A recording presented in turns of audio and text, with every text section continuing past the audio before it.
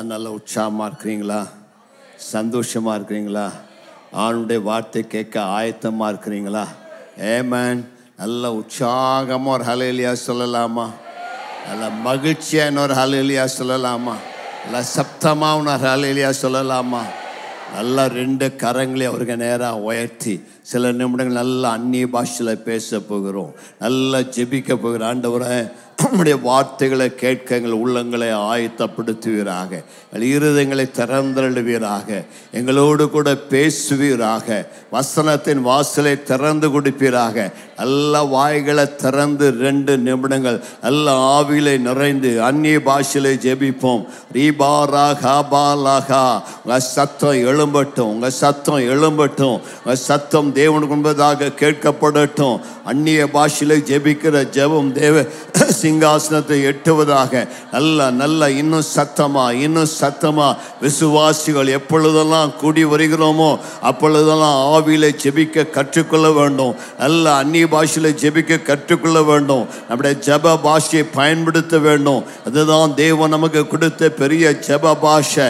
நல்ல நான் ஸ்டாப்பா 2 நிமிடங்கள் நல்ல அந்நிய பாஷையில ஷாகாதாலா ராமாதாலா ராமகாலா ராபாதானா ரிகாரா பாலா ராமா ஷகாலா ராபா ரிகாபாலா ரகாந்தானா மாலா ராபா ரிகாபா ரந்துனா மரஹத்துனா மரகாலா ரிகாத்துனா மராபாலா ரகாந்தானா மாரா பாலா ரபா ரிகாலா ராமா ஷகாலா ராபாதுனா மாரா பாலா துனா ரெக்கே பேரே பேரி பூரியாந்தானா மா ரகந்தோனா மா ரெக்கே பரா ஷகாலா ரகந்தானா மாலா கத்தானா மா ரிகாத்தானா மலா ராக்கா யரந்தானா ரெக்கே ரே ரே ரே ரே ஷெக்கே ரே ரே ரே ரே ரே ரிகாபா ராமா ஷெக்கே ரந்தானா மகா லக்கா ருகோட்டோ ரமா டகா ரந்தானா மா ரெக்கே பேரே பேரே கத்தானா மலா கத்தா ரிகாபா லந்துனா மா லகந்துனா மா ரிகாபா லந்துனா மகாலா ரெக்கே ரே சந்தானா மா ரோகோலோ Rama ஷக்கா. Oh, the presence of God. Oh, the presence of God. Oh, the presence of God. The power of the Holy Spirit. The power of the Holy Spirit. The power of the Holy Spirit. சத்துருவின் வல்லமையை நொறுக்குகிற தேவ பிரசன்னம் இறங்கி வருகிறது. இருளின் அந்தகார கிரிகளை முறிக்கிற தேவ வல்லமை இறங்கி வருகிறது. அந்தகார ஆவின் வல்லமையை சுட்டரிக்கிற தேவ மகிமை இறங்கி வருகிறது. நல்ல கரங்களை தட்டி அந்த அபிஷேகத்தின் வல்லமையை வியாதிகளை சுகமாக்குற தேவ பிரசனம், முடியாதவர்களை முடிய செய்கிற தேவ பிரசனம், இல்லாதவர்களை இருக்கிறதை போல அழைக்கிற அந்த விசுவாச ஆவி, அந்த அபிஷேகத்தின் ஆவி, அந்த வல்லமையின் ஆவி உன்னை நிரப்புகிறது. உள்ளத்தில் இருக்கிற பயங்கள் ஓடுகிறது, குழப்பங்கள் நீங்கிறது. பெற்றுக்கோ பெற்றுக்கோ பெற்றுக்கோ. இயேசுவின் வல்லமை இறங்கட்டும் இறங்கட்டும் இறங்கட்டும். ஆலயம் முழுவதும் தெய்வீக வல்லமை, தடைகளை உடைத்தெறிகிற வல்லமை இறங்கி வருவதாக. We release that anointing. அற்புதங்களை செய்யும், வல்லமை வெளிப்படுத்தும் இயேசுவின் நாமத்தில் பிதாவே. நல்ல கைகளை தட்டி ஆண்டவருக்கு நன்றி சொல்லுவோம். தேவ பிரசனம் நிறைவாய் இறங்கி வந்திருக்கிறது. இன்றைக்கு உங்களுக்கு அற்புதங்களை செய்வார். நீங்கள் வீட்டுக்கு போறதுக்கு முன்னாடி தேவனுடைய வல்லமை வாழ்வில் இருக்கிற தடைகளை தகர்த்தெறிந்து உங்களுக்காக புதிய வழிகளை பிறப்பித்து உங்களை ஆசீர்வதிப்பார். நல்ல விசுவாசத்தோடு தேவ வார்த்தைகளை கேட்கும் பொழுது கர்த்தர் உங்கள் பேரிலே வல்லமையாய் இறங்கி வந்து உங்களை ஆசீர்வதிப்பார். வந்த வண்ணமாய் அல்ல, ஆசீர்வதிக்கப்பட்டவர்களாக நம்பிக்கையோடு புதிய வல்லமையோடு கடந்து செல்வீர்கள். இன்றைக்கு உங்களுக்கு இந்த கல்லை குறித்து தான் பேச முடியாய் விரும்புகிறேன். இன்றைக்கு ஒரு கல்லை நாம் பிரதிஷ்டை செய்தோம். ஒரு அஸ்திபார கல், ஒரு மூளைக்கல். வேத வசனங்கள் அந்த கல்லை குறித்து என்ன சொல்லுகிறது என்று உங்களுக்கு தெளிவாய் சொல்ல விரும்புகிறேன். மத்தேயு எழுதின சுவிசேஷம் 16வது அதிகாரம் 18ஆம் வசனத்துல ஆண்டவராய் இயேசு அந்த கல்லை குறித்து விதமாய் சொல்லுகிறார். வாசிக்க கேட்போம்.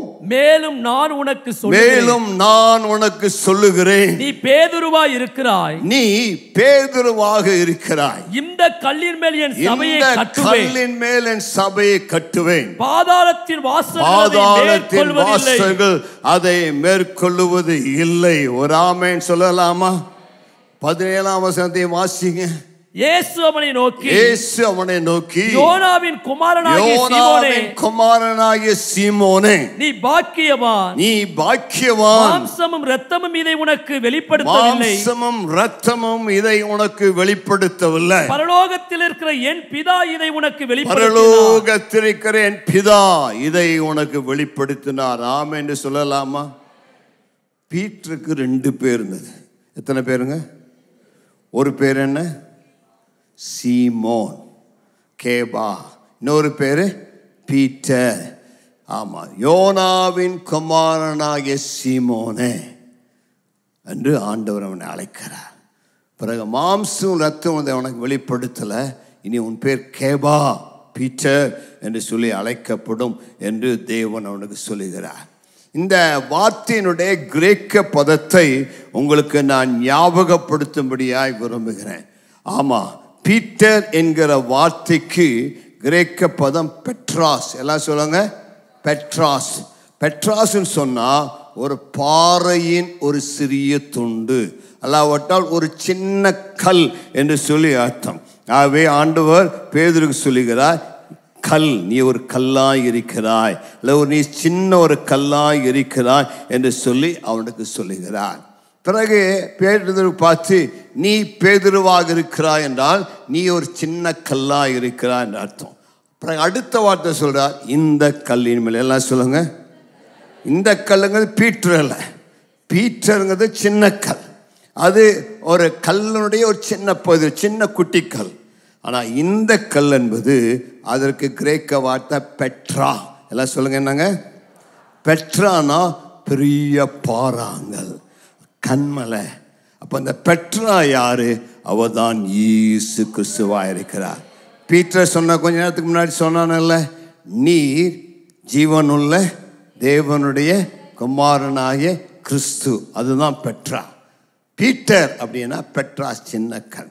ஆண்டவராய் சொல்லுறா, பீட்டர், உனக்கு மாம்சமும் ரத்தமும் இதை வெளிப்படுத்தல, தேவனே இதை உனக்கு வெளிப்படுத்தினார். கர்த்தருக்கு ஸ்தோத்திரம். இதனுடைய அர்த்தம் என்னன்னா, பீட்டருக்கு முன்னாடி 17ஆம் வசனம் சொல்றாரு, நீ யாரா இருக்கிறாய்? நீ சீமோனா இருக்கிறாய். நீ யாரா இருக்கிறாய்? சீமோன். எல்லாம் சொல்லுங்க, சீமோன். சீமோன் என்றா ஒரு நாணலை போல இருக்கிறான். ஆமா, நாணலை போல அசை உள்ளவன். இப்போ பேதுரு இயேசுவிடம் வருவதற்கு முன்பதாக அவன் எப்படி இருந்தான்னா, காற்றிலே அசைகிற நாணலை போல உறுதியற்றவனாக, ஆமா, தளத்தலன்னு அப்படியே ஆடக்கூடியவனாக, உறுதி இல்லாதவனாக இருந்தான். இன்னும் வேற வார்த்தை சொன்னா, பயப்படத்தக்கவனாக, மறுதலிக்கிறவனாக, கோலையாக, ஒரு நிலையாய் நிற்க முடியாதவனாய் காணப்பட்டான். ஆனால் அவன் இயேசுவிடம் வந்த பொழுது அதே சீமோனை ஆண்டவர் ஒரு பேதுருவாக மாற்றினார், ஒரு கல்லாக மாற்றினார், உறுதியுள்ளவனாய் மாற்றினார், அசைக்கப்படாதவனாய் மாற்றினார். அவனை கொண்டு கர்த்தருடைய ராஜ்யத்தை கட்ட அவன் ஒரு கல்லாக மாற்றி கர்த்தருடைய வாழ்க்கையை ஆசீர்வதித்தார். கிறிஸ்துவுக்கு வருவதற்கு முன் அவன் ஒரு கோலை, அவன் ஒரு நாணல். கிறிஸ்துவுக்குள் வந்த பின் அவன் ஒரு பாறையாய் மாறினான். கைகளை உயர்த்தி ஒரு ஆமென் சொல்லலாமா? பக்கத்தில் பார்த்து கேளுங்க, நீங்க சீமோனா பேதுருவான்னு கேளுங்க. சீமோன் என்று சொல்லுவீங்களா? கைகளை உயர்த்தி ஒரு அல்லேலூயா சொல்லலாமா? சீமோன்கள் அல்லேலூயா சொல்லுங்க சத்தமா. கையை தான் தூக்குனாங்க, சத்தத்தை தான் காணோம். அவங்களுக்கே சந்தேகமாக இருக்குது, நான் சீமோனா பேதுருவான்னு சொல்லி. ஆமாம், நிறையா சீமோன்கள் இங்கே இருக்கிறாங்க. நீங்கள் பேதுருவாக மாற வேண்டும். ஒரு ஆமென் சொல்லலாமா? பக்கத்தில் பார்த்து சொல்லுங்க, சீமோனாகி உன்னை தேவன் பேதுருவாக மாற்றுவாராக. உறுதி உள்ளவனாக. சில சீமோனை போல ஒரு வாரம் சர்ச்சுக்கு வராங்க, 3 வாரம் காணாமல் போயிடறாங்க. வாரத்துக்கு முதல் வாரம் மட்டும் பேதுருவா வராங்க. மீதி 3 வாரம் நானல் மாதிரி ஆடி பெட்லேயே ஆடுறாங்களா அல்லது பெட்டு கீழ்முனையில் ஆடுறத போல் ஆடிட்டு இருக்கிறாங்களான்னு தெரியல. ஆனால் இன்றைக்கு வந்த உங்களை கர்த்தர் பேதுருவை போல மாற்றுவாராக. பேதுருக்களை தான் கர்த்தர் கட்டி எழுப்ப முடியும். பேதுருக்களை தான் கர்த்தர் ஆஸ்வதிக்க முடியும். நல்லா உங்களுடைய வலது கரத்தை உயர்த்தி, ஆண்டவரே என்னை ஒரு பேதுருவாய் மாற்றுங்க ஆண்டவரே. நான் நானலை போல ஆசைக்கிறவனாக, பயப்படத்தக்கவனாக, கோலையாக இருக்கக்கூடாது ஆண்டவரே. நல்ல உறுதியுள்ளவனாக, நல்ல கட்டப்படுகிறவனாக, நிலைத்து நிற்கிறவனாக, ஆசீர்வதிக்கப்பட்டவனாக என்னை மாற்றுவீராக.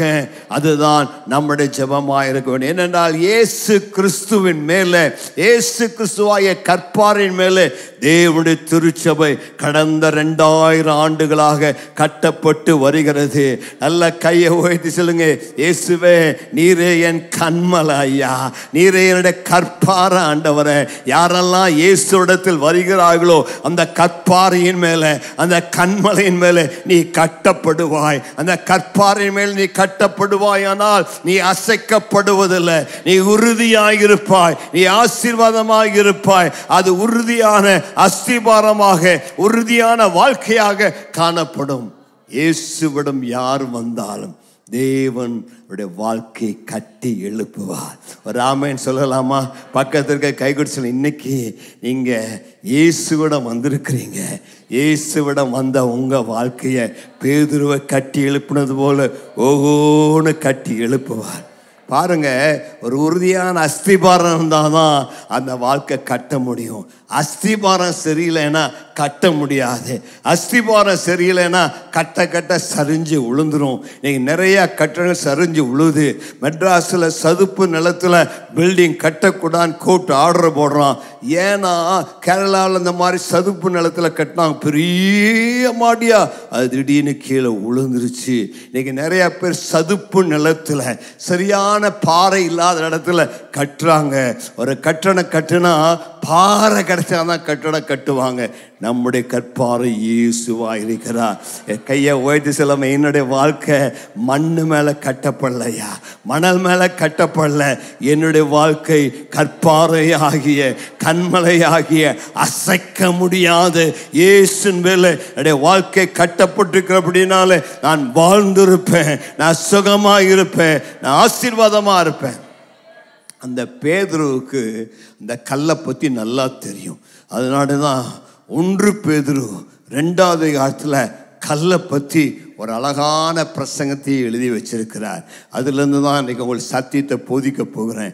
1 பேதுரு 2வது அதிகாரம் 4ஆம் வசனத்திலிருந்து 7ஆம் வசனம் முடிய நான் வாசிக்க கேட்போமா?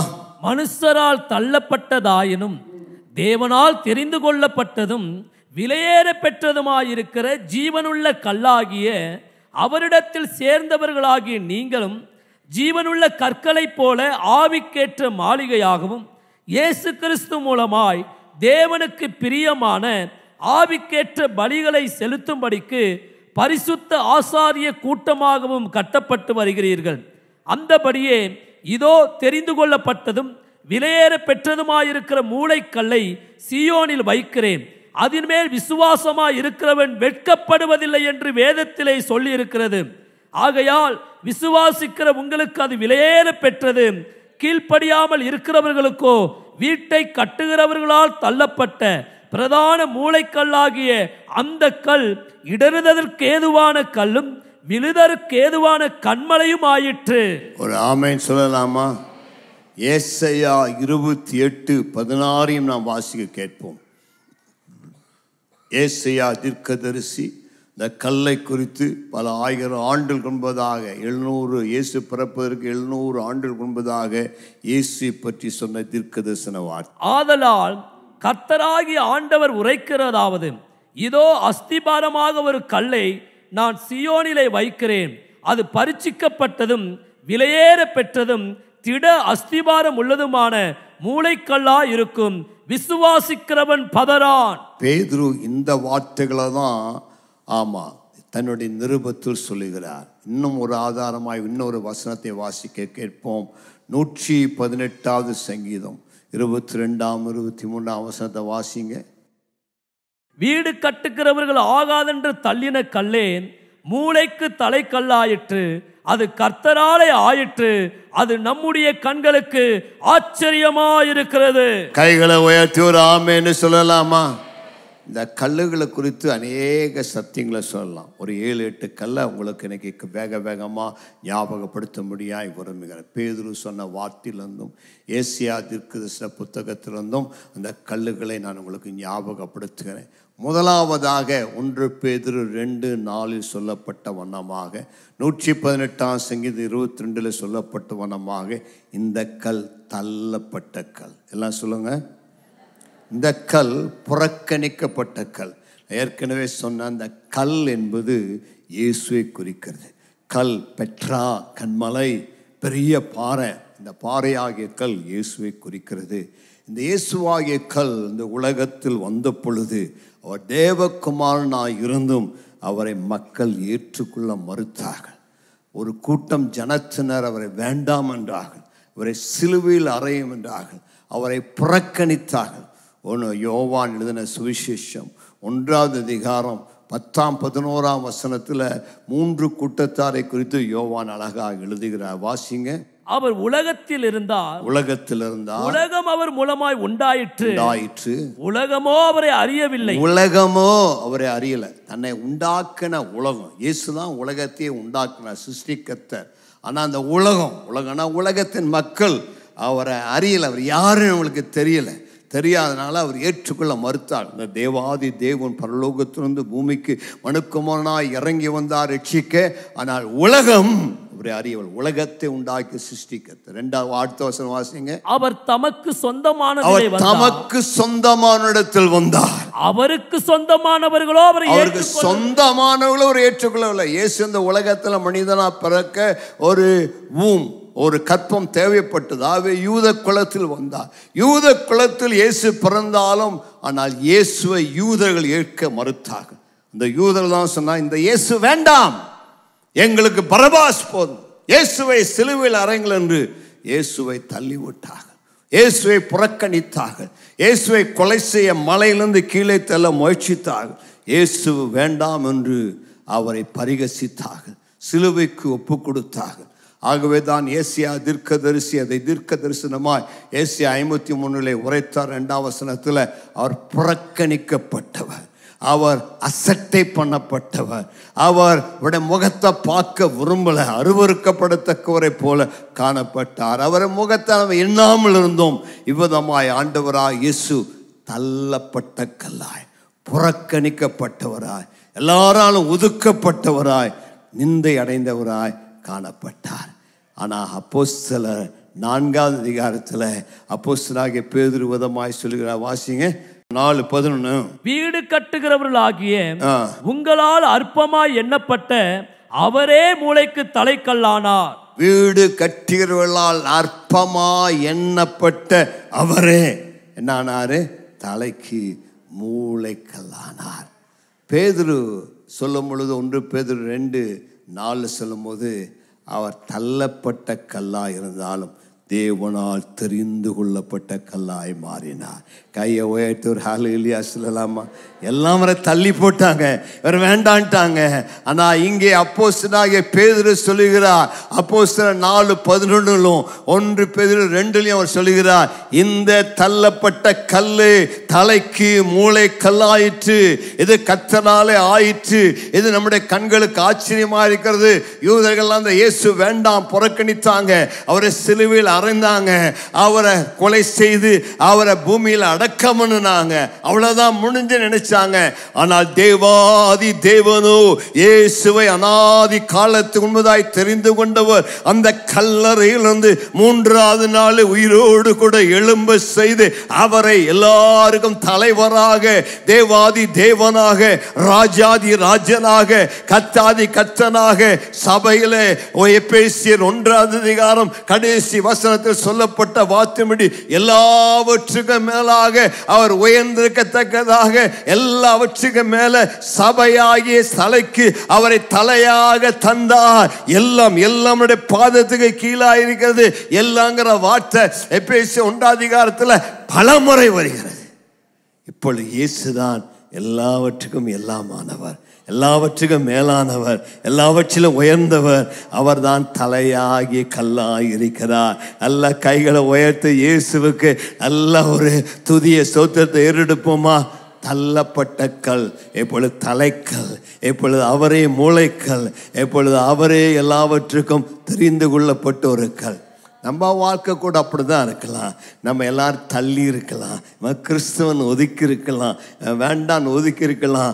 தாவீதனுடைய குடும்பத்தில் 8வது பிறந்தவன், அவங்க அப்பா அவனை ஒதுக்கி வச்சிட்டாரு. ஏனென்றால் இன்னொரு அம்மாட்ட பிறந்தவன்.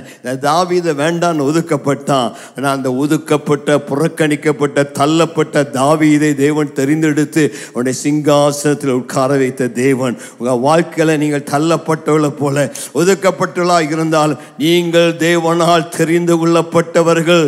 தேவன் உங்களை ஒதுக்கவில்லை.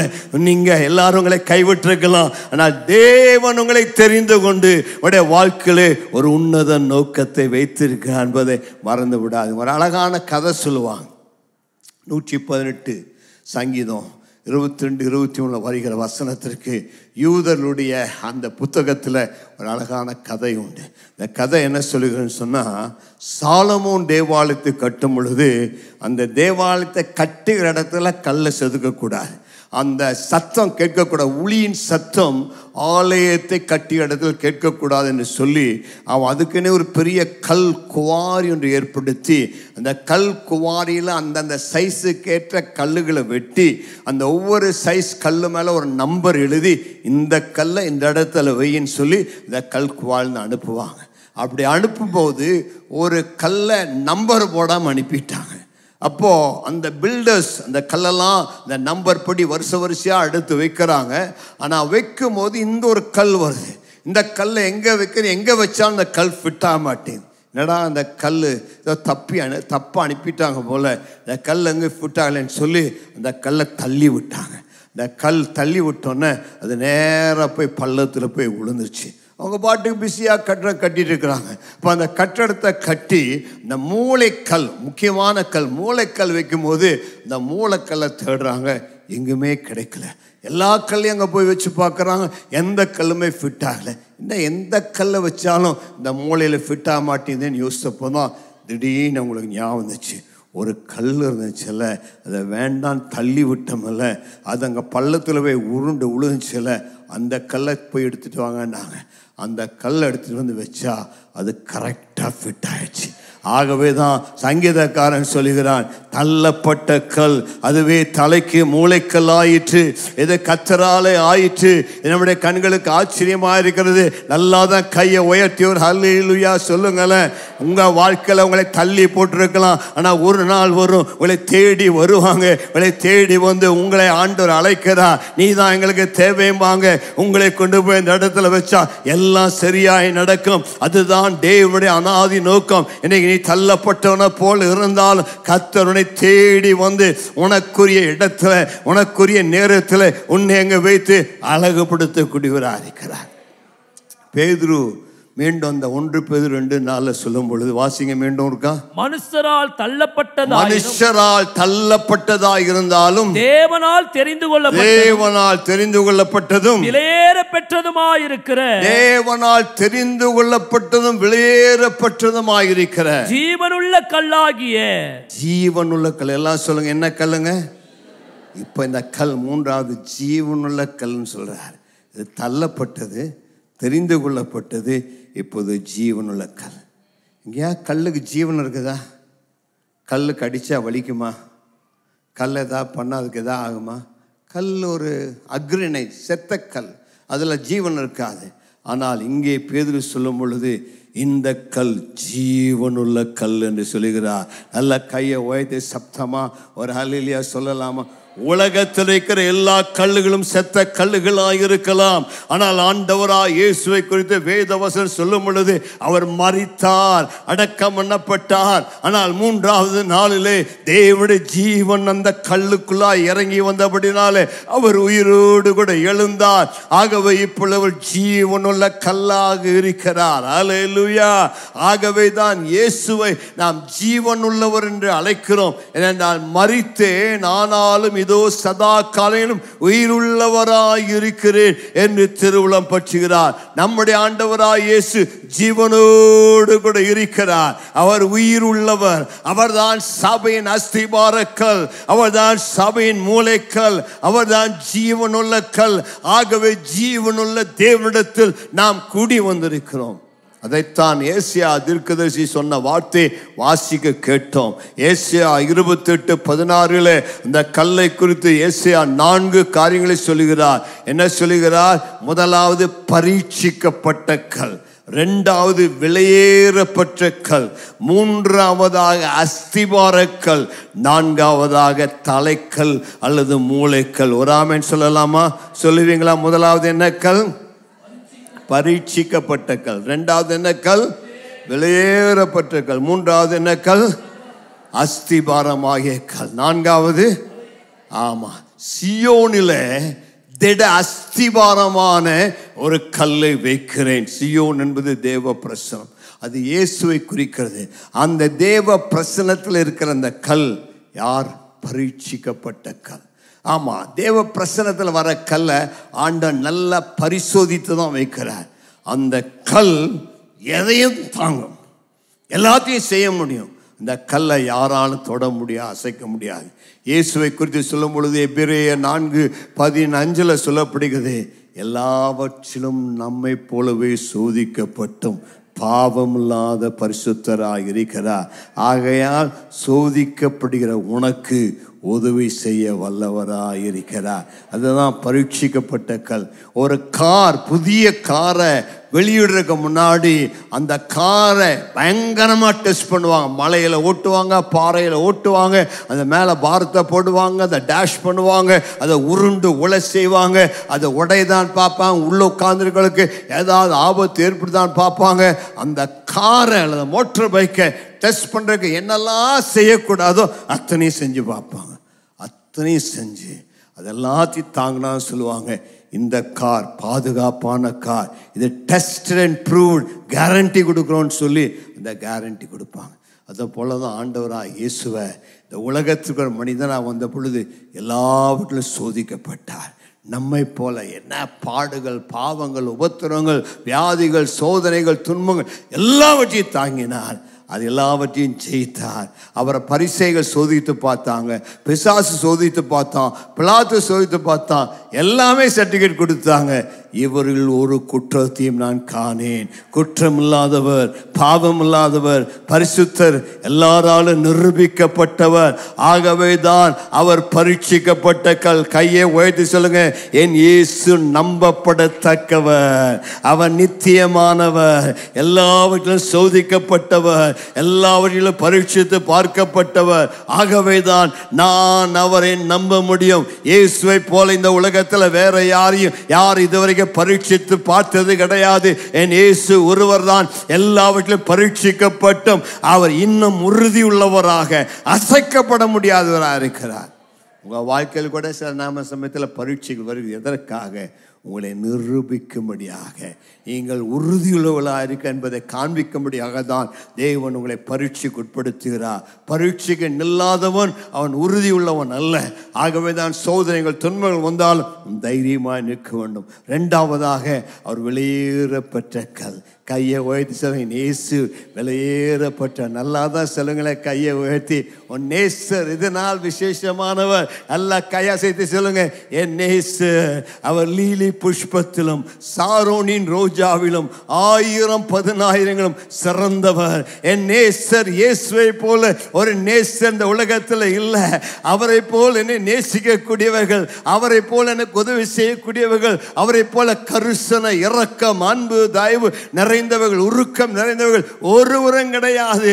நல்ல கையை அசைத்து சொல்லுங்க, அவர் விலையேறப்பட்டவர், விலையேறப்பட்ட இயேசு, விலை மதிக்க முடியாதவர், யாரோடு கம்பேர் பண்ண முடியாது, இன்கம்பேரபிள், பயங்கரமான இயேசு, நல்ல இயேசு, என்னுடைய இயேசு விலையேறப்பட்டவர். என்னுடைய இயேசுவை நான் என்ன என்று சொல்லுவேன்? அவரை யாரோடு ஒப்பிடுவேன்? அவர் விலையேறப்பட்ட கல்லையா? அவரை கோமதம் என்று சொல்லுவேனோ, மரகதம் என்று சொல்லுவேனோ, மாணிக்கம் என்று சொல்லுவேனோ, ரத்தனம் என்று சொல்லுவேனோ? உலகத்தில் இருக்கிற ரத்தன கற்களை விட, உலகத்தில் இருக்கிற கோமேதகத்தை விட, உலகத்தில் இருக்கிற பசும ராகத்தை விட, எப்பேற்பட்ட வைடூரியத்தை விட என் இயேசு விலையேறப்பட்டவர். அவருடைய விலையை யாராலும் சொல்ல முடியாது. விலையேறப்பட்ட இயேசு, அவர் அந்த விலையேறப்பட்ட கல். அந்த விலையேறப்பட்ட கல்லுக்காக நான் கர்த்தரை துதிக்கிறேன். உலகத்துல கல்லை தேடி போறாங்க. மாணிக்க கற்கள் கிடைக்குமா? நவரத்தன கல் கிடைக்குமா? 9 ரத்தனங்களும் ஒன்றாயிருக்கிற நவரத்தன கல் எங்கே? மாணிக்க கல் எங்கே? ரத்தனம் எங்கே? அதனுடைய விலையை மதிக்க முடியாது. ஆனால் அந்த உலகத்தில் இருக்கிற எல்லா ப்ரெஷஸ் ஸ்டோன்ஸையும் ஒன்றா போட்ட விட, அதை விட வெளியேறப்பட்டவர் தான் என்னுடைய ஆண்டவராய் இயேசு. ஆகவே தான் நாம் சொல்கிறோம், விலையேறப்பட்ட ரத்தத்தை எனக்காக கொடுத்தார் ஐயா. விலையேறப்பட்ட பேதுரு விலையேறப்பட்ட என்கிற வார்த்தையை 4 முறை பயன்படுத்துகிறார். விலையேறப்பட்ட ரத்தம், விலையேறப்பட்ட விசுவாசம், வெளியேறப்பட்ட கல், வெளியேறப்பட்ட வாக்கு தத்தங்கள், precious promises of God, precious faith, precious blood, precious stone என்று சொல்லி அந்த வெளியேறப்பட்ட என்கிற வார்த்தை சொல்றாரு. கையை உயர்த்தி சொல்லுங்க, இயேசுவே எனக்கு ரொம்ப விலையேறப்பட்டவர். நீங்க விலையேறப்பட்டவங்க. இந்த வெளியேறப்பட்ட இயேசுவிடத்தில் வந்து சேர்ந்த யாரும் அவர்களுடைய விலை அதிகமாய் கூடி ஓடுகிறது. இயேசுவிடத்தில் வருகிற வரைக்கும் உங்கள் விலை ஒன்றும் இல்லை, நீங்கள் சாதாரணமானவர்கள். ஆனால் இயேசுவிடம் வரும் பொழுது, இயேசுவோடு நீங்கள் சேர்ந்து கொண்டால் உங்கள் விலை மதிக்க முடியாததாய் மாறி விடுகிறது என்றால் வெளியேறப்பட்டவர். 3வது அவரை குறித்து சொல்லும் பொழுது, அவர் அஸ்திபாரக்கல். எல்லாம் சொல்லுங்க, அவர் என்ன சொல்லுங்க? திட அஸ்திபாரம். சொல்லுங்க, திட அஸ்திபாரம். திடம்னா உறுதியான, அசைக்க முடியாத திட அஸ்திபாரக்கல். இயேசுதான் உண்மையான அஸ்திபாரம். இயேசுவை தவிர இந்த உலகத்தில் வேற அஸ்திபாரம் கிடையாது. மத்தேயு 7வது அதிகாரத்தில் இயேசு அழகான ஒரு உமானத்தை சொல்லுகிறார். 2 பேர் வீட்டை கட்டுனாங்க. ஒருத்தன் கற்பாறை மேல கட்டுனா, கண்மலை மேல கட்டுனா, இன்னொருத்தன் மணல் மேல் கட்டுனா. பெருமழை வந்தது, மழை பெய்தது, அந்த மணல் மேல் கட்டின வீடு அழிந்து போயிற்று.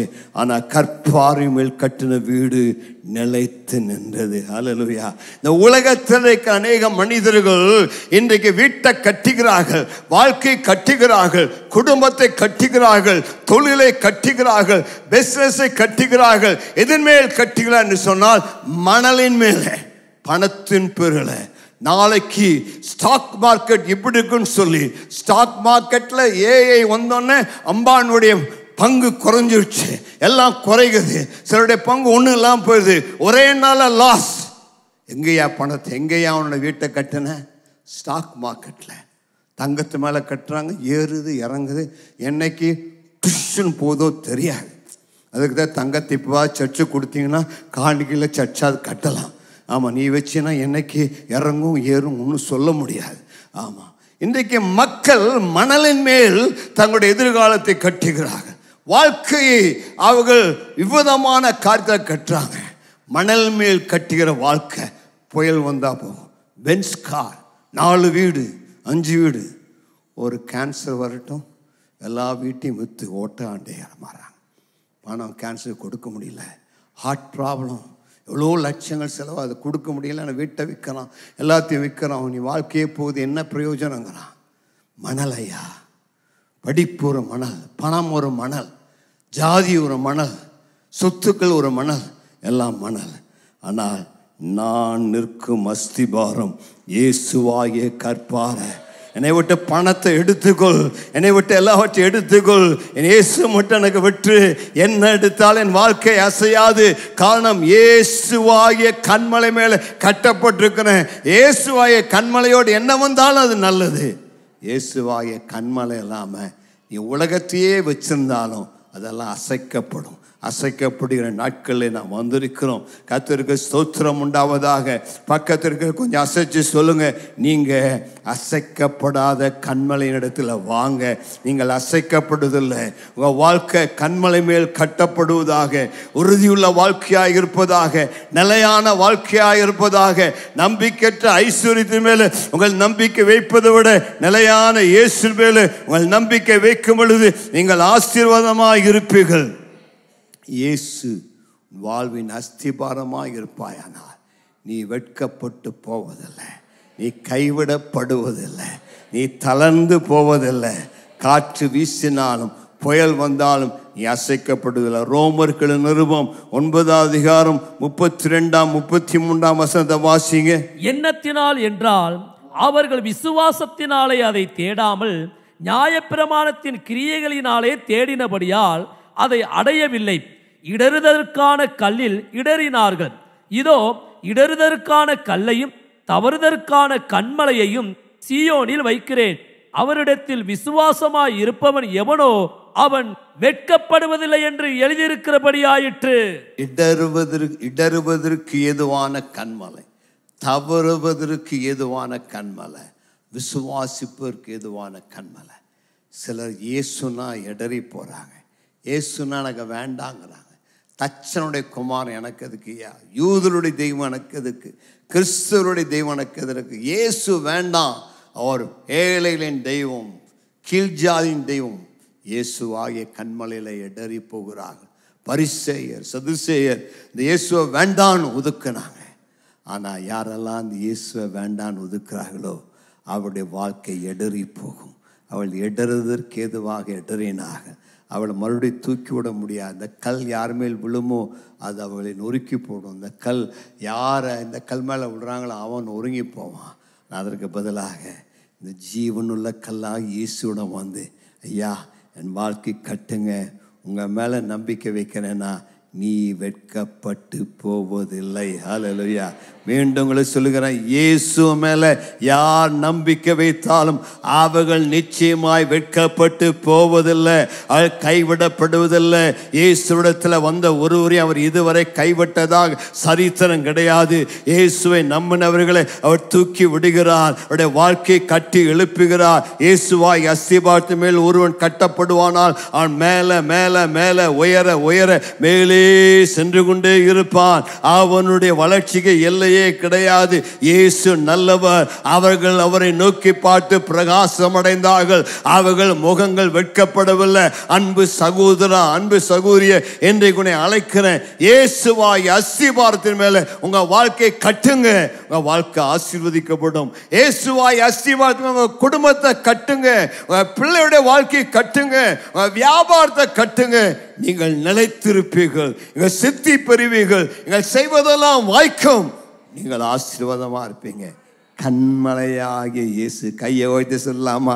கண்மலையாகிய இயேசு அவர் தாங்க என் அஸ்திபாரம், அவர் என் வாழ்வின் நங்குரம். அவரையே நம்பி இருக்கிறேன். பிறகு அப்பா பிறகு ஏசியா சொல்லுகிறார், அவரே நம்முடைய தலைக்கல்லாக இருக்கிறார், அவரே நம்முடைய மூளைக்கல்லாக இருக்கிறார். பில்டிங் கட்டும்போது அந்த காலத்திலலாம் பாஸ்டர் இன்னைக்கு மூளைக்கல்லை வைக்கிறோம், தலைக்கல் வைக்கிறோம், வந்து ஜெர்மனுங்கம்பாங்க. நாங்கள் ஒரு கல்லை வைத்து அதுக்கு ஜெர்மனி கொடுப்போம். அது அந்த பில்டிங்கில் தலைக்கல்லாக வைப்பாங்க. ஏன் அந்த கல் ரொம்ப முக்கியம்னா, அந்த கல் தான் பில்டிங்கெல்லாம் இணைக்கிறது. அந்த கல் தான் பில்டிங்கெல்லாம் ஒரு நேர்கோட்டில் வரும்படியாக செய்கிறது. அந்த கல் இருந்தால் தான், அந்த தலைக்கல்லை சரியாக வச்சாதான் அந்த பில்டிங் நல்லா வளர முடியும். அந்த தலைக்கல்லை சரியான இடத்துல வச்சா எவ்வளோ உயரவனால் கட்டிட்டு போகலாம். ஆகவே தான் இந்த தலைக்கல் மிக முக்கியம். ஒரு ஆமென் சொல்லலாமா? இயேசுவாகிய தலைக்கல், இயேசுவாகிய மூளைக்கல். அந்த மூளைக்கல்லை சரியாக வச்சாதான் அலைன்மெண்ட் சரியாக இருக்கும், பில்டிங் நேர்கோட்டில் வரும். அந்த மூளைக்கல்லை சரியாக வைக்கலைன்னா பில்டிங்குடைய அந்த நேர்கோடு அலைன்மெண்ட் பாதிக்கப்படும். அது சரியாக நேர்கோட்டில் இல்லைன்னா கோணையாக போயிடும், இந்த பில்டிங் நிற்காது, பீஸா சாயும் கோபுரம் மாதிரி மாறிவிடும். ஆகவே தான் அந்த மூளைக்கல் மிக முக்கியம். ஆகவே தான் இங்கே இயேசு சொல்லும் பொழுது அவரே மூளைக்கல்லாக இருக்கிறார். பக்கத்தில் கைப்பிடி சொல்லுங்க, இயேசு உங்கள் வாழ்வின் மூளைக்கல்லாக இருக்கிறாரா? இயேசு உங்கள் வாழ்வின் தலைக்கல்லாக இருக்கிறாரா? அதுதான் மிக முக்கியம். உங்கள் வாழ்க்கையில் அவர் தலைக்கல்லாக இருந்தா, அவர் மூளைக்கல்லாக இருந்தான்னா உங்கள் வாழ்க்கை நேராக இருக்கும். சொல்லுங்க, உங்கள் வாழ்க்கை அவர் உங்கள் வாழ்க்கையில் மூளைக்கல்லாக இல்லைன்னா உங்கள் வாழ்க்கை கோணலானதாக இருக்கும். எப்படி இருக்கும்? கோணலாக, இப்படி கோணலும் மாறுபாடுமானதாக இருக்கும். அப்படின்னா என்ன?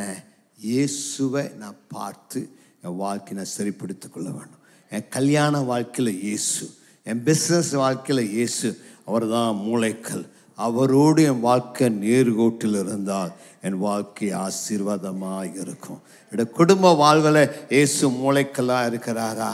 என்னுடைய தொழிலில் இயேசு மூளைக்கல்லாக இருக்கிறாரா? என்னுடைய தனிப்பட்ட வாழ்க்கையில் இயேசு மூளைக்கல்லாக இருக்கிறாரா? அவருடைய வாழ்வில் அந்த மூளைக்கல்லாக இருந்தால் நான் நேர் வழியில் நடப்பேன், சத்தியத்தின் வழியில் நடப்பேன், செம்மையான வழியில் நடப்பேன். இடறுவதற்கு ஏதுவான காரியம் என்னுடைய வாழ்க்கையில் காணப்படாது. ஒரு நிமிடம் வலது கையை வைத்து சொல்லுங்களேன், ஆண்டவரா இயேசுவே, என்னுடைய வாழ்க்கையில் நீங்கள் மூளைக்கெல்லாம் இருங்க ஐயா, தலைக்கெல்லாம் இருங்க ஐயா, என் குடும்பத்தை நடத்துங்க ஐயா, என் வீட்டை ஆளுகை செய்யுங்க ஆண்டவரே, என் பிஸ்னஸை ஆளுகை செய்யுங்கப்பா, என்னை கவர்ன் பண்ணுங்க, என்னை ஆளுகை பண்ணுங்க. உம்முடைய மூளைக்கல்லாகி நீர் என்னுடைய வாழ்வில் தலைக்கல்லாக இருந்து எங்கள் வாழ்க்கையை நடத்த விரும்புகிறேன். உமக்கு விருப்பமில்லாத எதையும் நான் செய்ய விரும்பலை, விரும்பாத எதையும் நடப்பிக்க விரும்பலை. நீர் விரும்புகிறதை செய்யத்தக்கதாக நீர் என் வாழ்வு மூளைக்கல்லாக இருப்பீராக. கர்த்தருக்கு மகிமை உண்டாவதாக. அவர் நம்முடைய வாழ்வில் இந்த மூளைக்கல்லாக எல்லாவற்றையும் ஒன்றாக இணைப்பார். இயேசு கிறிஸ்துவ குடும்பத்தில் மூளைக்கல்லானா குடும்பத்தில் சமாதானம் இருக்கும், அன்பு ஐக்கியம் இருக்கும்.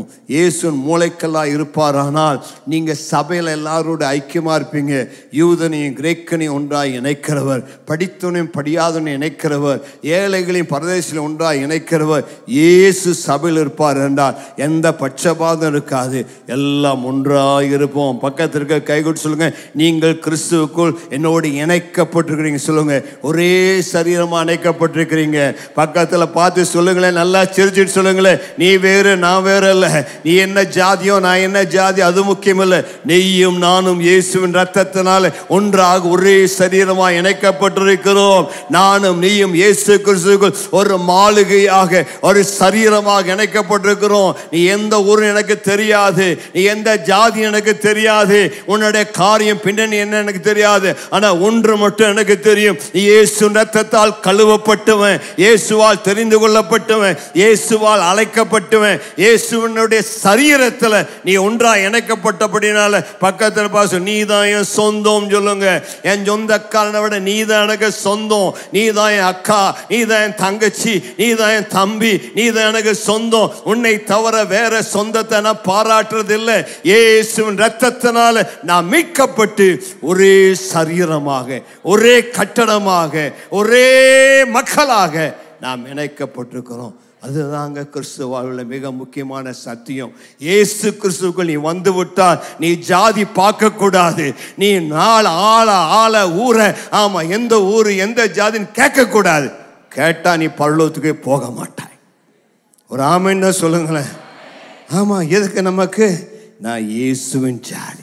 கையை ஓய்த்து சொன்ன, இயேசுவின் ஜாதி, நான் பரிசுத்த ஜாதி, நான் பரலோகத்தின் ஜாதி. பரலோகத்தில் பேர் எழுதப்பட்டிருக்கிற முதற் பேரானவருடைய சர்வ சங்கமாகிய சபை, என்னுடைய ஜாதி பேரு ஊரெல்லாம் இயேசுவிடத்தில் வரும்போதே போயிடுச்சு. அவருடைய ரத்தத்தால் கழுவப்பட்டாய் விட்டது. எப்பொழுது நான் ஒரு பரிசுத்த ஜாதியாய் பெரிய ஜாதியா இருக்கிறேன். இயேசு கிறிஸ்து என்னை புதிய மனிதனாய் மாற்றி என்னை அவரோடு இணைக்கிறார். பக்கத்தில் பார்த்து நீங்கள் இணைஞ்சிட்டிங்களான்னு கேளுங்க. இல்லை இன்னும் தனிக்கல்லாக இருக்கிறீங்களா? இன்னும் தனிக்கல்லாகவே இருக்கிறீங்களா? யாரோடையும் ஒட்டாமல், யாரோடையும் பார்க்காம, யாரோடையும் பேசாமல், யாரோடையும் ஐக்கியப்படாமல் நீங்கள் தனிக்கல்லாக இருந்தீங்கன்னா ரொம்ப ஆபத்து. நீங்கள் ஒட்ட வேண்டும். பக்கத்தில் பார்த்து சொல்லுங்க, உங்களோட கொஞ்சம் ஒட்டிக்கிறேங்க. ஏமா ஒட்டிக்கோ, வெட்டிக்காத, ஒட்டிக்கோ, ஒட்டி வாழ வேண்டும். ஆமாம், இயேசு அந்த அவருடைய சரீரமாய சபையில் எபேசியர் 2:22 வாசிங்க. அவர் மேல் மாளிகை முழுவதும் அவர் மேல் மாளிகை முழுவதும் இசைவாய் இணைக்கப்பட்டு கர்த்தருக்குள் பரிசுத்த ஆலயமாக எழும்புகிறது. அவருக்குள் எல்லா கல்லுகளும் இசைவாய் இணைக்கப்பட்டு ஒரு மாளிகையாக பரிசுத்த ஆலயமாய் எழும்புகிறது. பக்கத்துல பார்த்து, இணைக்கப்பட்டு விட்டீர்களா? தேவ ஆலயத்துல, அவருடைய சரீரத்தில், அவருடைய மாளிகையில் அவர்களை கட்டி எழுப்புகிறாரா? அதுதான் மிக முக்கியம். நான் அவரோடு இசைந்து வாழ்கிறேன், சபையோடு இசைந்து இருக்கிறேன். நான் தனிப்பட்ட ஆளல்ல, இண்டிபெண்டன்ட் அல்ல, ஐ ஆம் டிபெண்டன்ட். நான் இயேசுவோடு கூட இணைந்திருக்கிறேன், மற்ற விசுவாசிகளோடு இணைந்திருக்கிறேன். அதுதான் மிக முக்கியமான சத்தியம். இந்த சத்தியத்தை நாம் அறிந்து கொள்ள வேண்டும். அதாவது ஒரு கட்டடத்தில் ஒரு கல்லை வைக்கும்போது அது சிற்பாசாரி என்ன பண்ணுவானா, அந்த கல் அங்கே வச்சு அது ஃபிட் ஆகாது. அதனாடி அவன் அந்த உளி வச்சு இந்த மூளையெல்லாம் செதுக்குவான், வேண்டாதெல்லாம் செதுக்குவான். ஆமாம், அதுக்கப்புறம் தான் வைப்பான். அந்த செதுக்காமல் வச்சானா அது குத்தும். என்ன பண்ணுங்க, சில விசுவாசி பக்கத்தில் போனாலும் என்ன பண்ணுறாங்க, ஐயோ வலிக்குது, குத்துறாங்களே. ஆமாம், நிறைய இன்னும் செதுக்கப்படாமல் இருக்கிறாங்க. இன்னும் வெட்டி எடுக்க வேண்டியதெல்லாம் வெட்டி எடுக்கணும். பக்கத்தில் பார்த்து சொல்லுங்க, ரொம்ப கூர்மையாக இருக்கிறீங்க. ஆமாம், கொஞ்சம் சொல்லிவிட்டு அவங்களுக்கு கோபம் மூக்குக்கு மேலே வந்துடுது. ஆமாம், அப்புறம் நம்ம படபடன்னு வார்த்தை வந்துடுது. இன்னும் சிற்பாசாரி உங்களை செதுக்கலை, இன்னும் சரியாக ஃபிட் ஆகலை. பக்கத்தில் பார்த்துக்கலாம், சரியாக ஃபிட் ஆகிட்டீங்களான்னு கேளுங்க. நம்ம சரியாக, ஆமாம், எங்கே வந்து உட்கார, யார் பக்கத்தில் உட்கார, நான் ஒரு மாதிரி பார்க்குறேன் அப்படின்னு பார்க்குறேன், மேலே கீழே பார்க்குறேன், இன்னும் ஃபிட் ஆகலை. பக்கத்தில் பார்த்து இசைவாக இணைக்கப்பட்டு சரியான இடத்துல வைக்கணும். அவர் எங்கே வைக்கிறாரோ அங்கே தான் நீ ஃபிட் ஆக. நீ பாட்டு நான் இங்கே தான் ஃபிட் ஆவேன்னு போனீங்கன்னா நீ லூஸ் ஃபிட்டிங்காக இருப்பேன். ஆமாம், அதில் பிரச்சனை, ரொம்ப பிரச்சனை. நீ லூஸ் ஃபிட்டிங்காக இருக்கக்கூடாது, சரியான ஃபிட்டிங்கான இடத்துல கர்த்தர் வைப்பார். ஏன் இங்கே வச்சிங்க, ஏன் என்னை இந்த ஊழியத்தில் போட்டீங்க, ஏன் எனக்கு முன்னாடி ஊழியம் செய்ய சான்ஸ் கொடுக்கல, ஏன் காணிக்க எடுக்க நான் ஃபர்ஸ்ட் லைன்லாம் வந்து எடுக்க வருவேன். உன்னுடைய வேலையில் அவர் எங்கே வைக்கிறாரோ அங்கிருந்தால் தான் நீ ஆசீர்வாதம். அதுக்கு பிறகு நீயா எடுத்தினா அதுக்கு பேர் முந்திரி கொட்டை, அது சரியாக வேலை செய்யாது, அது கீழே உளுந்து போயிடும். அவை உன்னை கர்த்தர் வைக்கிற ஸ்தானத்தில், உன்னை கர்த்தர் வைக்கிற இடத்துல நீ ஊழியத்தை செய்ய வேண்டும். நீ இசைவாய், அந்த இசைவுங்கிற வார்த்தை ரொம்ப முக்கியம். இசைவாய் இணைக்கப்பட்டு என் விருப்பத்தின்படி செய்ய முடியாது. கர்த்தர் கொடுக்கிற ஊழியம், கர்த்தர் வைக்கிற ஊழியம். ஒரு ஆமென் சொல்லலாமா? கடைசியாக சொல்லி முடிச்ச 1 பேதுரு 2:4 வாசிங்க. 5. ஜீவனுள்ள கற்களை போல ஆவிக்கேற்ற மாளிகையாகவும் இயேசு கிறிஸ்து மூலமாய் தேவனுக்கு பிரியமான ஆவிக்கேற்ற பலிகளை செலுத்தும்படிக்கு. ஜீவனுள்ள கற்களை போல, எல்லாம் சொல்லுங்க. இந்த கல் என்ன கல்லுங்க? இயேசுவிடம் வருவதற்கும்பதாக நீ ஒரு செத்த கல். இயேசுவிடம் வரும் பொழுது அவர் ஜீவன் உனக்குள் இறங்குவதனாலே நீ ஜீவனுள்ள கல்லாக மாறுகிறாய். ஒரு ஆமென் சொல்லலாமா? செத்த கல்லெல்லாம் சத்தமா கையை உயர்த்தி ஒரு அல்லேலூயா சொல்லலாமா? பாருங்க, எத்தனை கல் செத்த கல்லா இருக்கு. நான் கொஞ்சம் சத்தத்தை உயர்த்தி அல்லேலூயா சொல்லுனா செத்த கல்லெல்லாம் வெளித்தெழும்புகிறது. நீ செத்த கல்லுன்னா எப்படி அல்லேலூயா சொல்லுவேன்?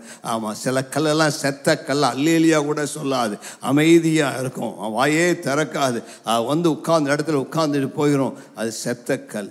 செத்த கல்லுக்கும் ஜீவனுள்ள கல்லுக்குள்ள வித்தியாசம் என்னன்னா, நீ ஜீவனுள்ள கல்லாக அவருடைய சரீரமாகிய சபையில் இருந்தால் கர்த்தருக்கு ஊழியம் செய்வாய், கர்த்தருக்கு சாட்சியாக இருப்பாய். ஏமன் ஆத்துமாக்களை ஆதாயம் பண்ணுவாய், நல்லா வொர்ஷிப் பண்ணுவாய், தேவனுக்கு என்று ஏதாவது செய்வாய். நான் ஒரு ஜீவனுள்ள கல்லாக ஆளுக்கு இருக்க விரும்புகிறேன்னா நான் ஒரு சண்டே ஸ்கூல் எடுப்பேன், நான் ஒரு லீடராக இருப்பேன், நான் ஒரு அஷராக இருப்பேன், நான் ஒரு கிரீட்டராக இருப்பேன், நான் டிராஃபிக்கை கண்ட்ரோல் பண்ணுவேன். சர்ச்சுக்கு ஞாயிற்றுக்கிழமையில ஃப்ரீ டிரைவர் வேணும், நான் வண்டியை ஓட்டிட்டு போய் விசுவாசியில் கூட்டிகிட்டு வரேன், எனக்கு பேட்ஜ் இருக்குது, லைசன்ஸ் இருக்குது. இதெல்லாம் தான் ஜீவனுள்ள கல்லாக தேவனுடைய ஆலயத்தில் வேலை செய்வேன். எனக்கு சம்பளம் கொடுங்கய்யா, நான் வண்டி ஓட்டுறேன்னா நீ செத்தக்கல், நீ சம்பளத்துக்காக வேலை செய்கிற, அதில் ஆசீர்வாதமே இல்லை. ஐயா, எனக்கு கர்த்தர் கிருபை கொடுத்துருக்கிறாரு, தாளந்து கொடுத்துருக்கிறாரு, எனக்கு கம்ப்யூட்டர் தெரியும், எழுத தெரியும், எனக்கு வண்டி ஓட்ட தெரியும், எனக்கு சமைக்க தெரியும், நான் ஆண்டவருக்கு ஏதாவது டீச் பண்ண தெரியும். ஆண்டவருடைய ராஜ்யத்தில் ஜீவனுள்ள கல்லாக அவருடைய ஆலயம் கட்டப்படுக்கு நான் உதவி செய்கிறேன். கையை உயர்த்துற ஹல்லேலூயா சொல்லலாமா? நான் ஆண்டருக்கு ஏதாவது பக்கத்தில் இருக்கிற கை கொடுத்து சொல்லுங்க. நீங்கள் செத்த கல்லா ஜீவனுள்ள கல்லா? ஆண்டருக்கு ஏதாவது செய்கிறீங்களா? ஆண்டுடைய ஊழியத்தை நடப்பிக்கிறீங்களா? ஆண்டருக்கு ஏதாவது செய்ய வேண்டும், அதுதான் ஜீவனுள்ள கல். நீ ஆண்டோடைய சபையில் இருந்துட்டு ஒன்றுமே செய்யாவிட்டால் நீ ஒரு செத்த கல்லா இருக்கிற பிரயோஜனமற்ற கல். ஆண்டவரே, நான் உம்முடைய சபையாகிய மாளிகையில் எனக்கு ஏதாவது செய்ய கிருபை தாங்கப்பா. பேதுரு விதமாய் சொல்லி முடிக்கிறார். நீங்கள் ஜீவனுள்ள கற்களை வாசிங்க. 5ஆம் வசனம் மீண்டும்.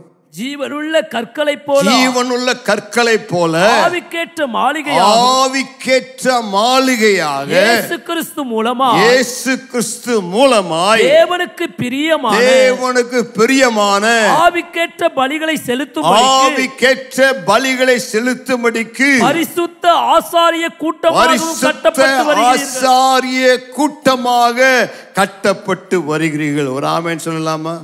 ஆண்டு உங்களை எப்படி கட்டி எழுப்புறாரு? பரிசுத்த ஆசாரிய கூட்ட. பக்கத்திற்கு கை கொடுத்து வெல்கம் ராஜரீக ஆசாரியரே சொல்லுங்க. நீங்க ஒரு ஆசாரியர். பழைய ஏற்பாட்டில் ஆசாரியர்கள் மட்டும்தான் ஊழியம் செஞ்சாங்க. புதிய ஏற்பாட்டில் ஆண்டவர் சொல்லுகிறார், சபைக்குள்ள வந்த ஒவ்வொரு ஜீவனுள்ள கல்லும் எனக்கு ஒரு ஆசாரிய ஊழியத்தை செய்கிறவர்கள். அவர்கள் பரிசுத்த பலிகளை செலுத்துகள். நல்லா 2 கையும் உயர்த்தி அவருக்கு சில சோத்திர பலிகளை செலுத்துங்க பார்ப்போம். ஆசாரனுடைய வேலை, அவருடைய சமூகத்தில் வந்தோன்னு அவருக்கு பலிகளை செலுத்த வேண்டும். ஏன் உங்களை கையை உயர்த்த சொல்றோம்? ஏன் உங்களை சோத்திரம் பண்ண சொல்கிறோம்? என்னென்னால் நீங்கள் ஒரு ராஜரீக ஆசாரிய ஊழியர். நீங்க ராஜரீக ஆசாரி ஊழியராய் பலிகளை செலுத்த கற்றுக்கொள்ள வேண்டும். எப்பொழுதெல்லாம் அவருடைய சமூகத்தில் வருகிறீர்களோ அப்பொழுதெல்லாம் அங்க கைகளை உயர்த்தி, ராஜாவே உமக்கு நான் ஸ்தோத்திர பலியை கொண்டு வந்திருக்கிறேன். ஆடுகளின் பலியை காட்டிலும், கொம்புள்ள ஆடுகளின் பலியை காட்டிலும் ஆண்டவர் ஸ்தோத்திர பலியிலே பிரியமாயிருக்கிறார். அவருக்கு பிரியமான பலிகள் இருதயம் நறுங்குண்ட ஆவியிலிருந்து பிறக்கிற ஜெபம். ஆண்டவருக்கு நான் ஜீவ பலியா ஒப்பு கொடுக்கிறேன். பரிசுத்த ஆசாரியர்கள் செலுத்த வேண்டிய அநேக பலிகள் உண்டு. அதையெல்லாம் சொல்ல நமக்கு நேரம் இல்லை. ஆனா ஆண்டவர் உன்னை இன்றைக்கு அழைக்கிறார். நீ எனக்கு ஒரு ஆசாரியன், நீ எனக்கு ஒரு ஆசாரியன், நீ என்னுடைய ஆசாரி ஊழியத்தை செய்வாயா? ஆசாரி ஊழியம் என்றால் என்ன? தேவனை குறித்து மக்களிடத்தில் சொல்ல வேண்டும். ஆகவே தான் 1 பேதுரு 2:9 சொல்லுகிறது, அவருடைய புண்ணியங்களை அறிவிக்கும்படி நீங்கள் அவரால் தெரிந்து கொள்ளப்பட்ட சந்ததியாக ராஜரீக ஆசாரிய கூட்டமா இருக்கிறீர்கள். ஏய் ஆசாரியனே, ஆசாரி ஊழியம் செய்கிறாயா? உன்னுடைய ஆசாரி ஊழியத்தை கனப்படுத்துகிறாயா? உன்னை ஆண்டவன் நம்பி உனக்கு ஒரு ராஜரீக அபிஷேகத்தை தந்திருக்கிறார். தலை மேல கையை வைத்து சொல்லுங்க, என் மேல ஒரு வெளியேறப்பெற்ற ராஜரீக அபிஷேகம் இருக்கிறது. என் மேல இருக்க அந்த வெளியேறப்பெற்ற ராஜரீக அபிஷேகத்தினால இயேசுவை அறிவிப்பேன், இயேசுவை குறித்து மற்றவர்களுக்கு சொல்லுவேன், வியாதிகளை சுகமாக்குவேன். அந்த பரிசுத்த ஆசாரிய கூட்டமாய் அவருடைய மாளிகையை கட்டி எழுப்புவேன். அந்த பரிசுத்த ராஜரீக ஆசாரிய கூட்டமாய் அவருக்கு பலிகளை செலுத்துவேன். செலுத்த வேண்டிய பலிகள் உண்டு, செய்ய வேண்டிய ஊழியம் உண்டு. ஆகவேதான் அவர் உன்னை ஒரு ஜீவனுள்ள கல் என்று அழைக்கிறார். இன்றைக்கு கல்லுகளை குறித்து அநேக சத்தியங்களை போதித்தேன். இந்த சத்தியங்கள் மனதில் பெற்றுக்கொள்ளுங்க. இயேசுவாகிய கல் ஒரு தலைக்கல், ஒரு மூளைக்கல், ஒரு அஸ்திபாரக்கல், வெளியேறப்பெற்ற கல். நான் அவரிடத்தில் சேர்ந்த நான் ஒரு ஜீவனுள்ள கல்லாக, ஒரு வெளியேறப்பெற்ற கல்லாக அவருடைய மாளிகையாக கட்டப்பட்டு வர வேண்டும். அவர் கல். என்னையும் ஒரு பேதுருன்னு கூப்பிடுறார். பேதுருவே, நீ ஒரு கல்லா இருக்கிறாய். உன் மேல, உன் மூலமா இந்த சபையை கட்டுவேன், உன் மூலமா ராஜ்யத்தை கட்டுவேன். நீ எனக்கு தேவை. நீ இல்லாம நாடி தேவ ராஜ்யத்தை கட்ட முடியாதுன்னு சொல்றார். பக்கத்திற்கு கை கொடுத்து சொல்ல, நீங்க ஆண்டவருக்கு தேவை.